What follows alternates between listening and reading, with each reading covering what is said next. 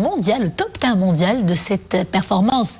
Une performance qui est fortement saluée en dehors de nos frontières d'ailleurs, quand elle ne fait pas carrément des jaloux. Le Maroc a largement dépassé la barre des 4 200 000 vaccinés, première dose, et du million de personnes ayant bénéficié des 2 doses. On en parlera tout de suite d'ailleurs en direct avec un membre du comité national technique de vaccination, Dr Saïd Afif. Bonsoir, vous êtes avec nous en direct depuis la ville de Casablanca. Ces chiffres qui ne cessent de grimper, de s'additionner, inspirent beaucoup de fierté et puis une grande satisfaction, n'est-ce pas, docteur Afif? On ne peut qu'être fier de notre pays, qu'être fier d'être marocain. Et ce succès, notre pays a toujours eu des mesures anticipatives grâce aux orientations de Sa Majesté le Roi, que Dieu l'assiste, que ce soit au niveau de la conclusion des 2 conventions avec le laboratoire Sinopharm et le laboratoire AstraZeneca. Et Sa Majesté a donné le départ le 28 janvier, ce qui a donné la confiance à la population. Et après, le fait que les médecins et tout le personnel de la santé soient vaccinés en premier, avec le personnel de la sécurité, le personnel de l'éducation.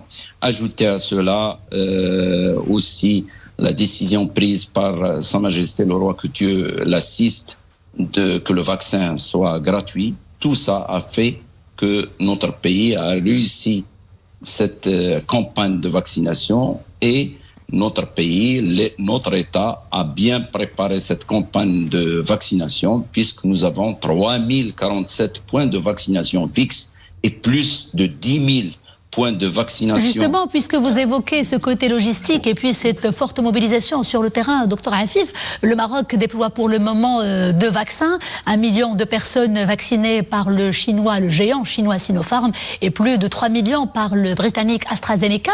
Ce dernier fait l'objet d'une certaine polémique dans certains pays, notamment européens. Serait-ce une fausse polémique? Expliquez-nous, docteur. De toute façon, nous avons eu aussi une polémique pour l'âge, en disant que l'AstraZeneca ne devait pas être donné aux plus de 65 ans. Vous avez vu que cette polémique n'avait pas lieu d'être. Et les pays qui nous intéressent, ce sont l'Angleterre. Or, l'Angleterre, où il y a le plus de vaccinés par AstraZeneca, ce qui a fait diminuer le nombre d'hospitalisations en réanimation et en soins intensifs, ne dit rien. L'Inde aussi, qui va vacciner 300 millions de personnes par l'AstraZeneca. Et nous, n'oubliez pas que nous avons vacciné 3 millions de personnes par l'AstraZeneca et que nous avons un centre de pharmacovigilance. Et à ce jour, il n'y a pas eu d'effets graves, juste des effets mineurs, type rougeur, type douleur, type une petite fièvre ou des effets secondaires tout à fait normaux pour les vaccins, quelle que soit la nature du vaccin. Tous les vaccins. Très bien, docteur, nous avons vu tout à l'heure dans notre lancée. Bien sûr, docteur. Tout à l'heure, nous avons vu un reportage dans la ville de Casablanca axé justement sur la forte adhésion pour maintenant la 2e dose, qui est vitale, hein, ça, il n'y a pas à dire. Parlez-nous justement de son importance, l'importance de la 2e dose, et puis de l'intervalle entre la première et la 2e injection, surtout pour celui d'AstraZeneca. On en parle encore, docteur. Nous avons... Parce qu'il y a eu certaines imprécisions, si vous pouvez nous éclairer ce soir. Pour chaque vaccin, on suit ce qui est écrit au niveau de l'AMM, qui est basé sur les essais cliniques. L'AMM, elle est claire, elle dit que pour le Sinopharm, c'est 3 semaines, et pour l'AstraZeneca, c'est 4 semaines. Et donc, notre pays respecte ce qui est écrit au niveau de l'AMM, et ça se passe très bien. Et vous l'avez vu qu'on a une situation épidémiologique qui est stable, et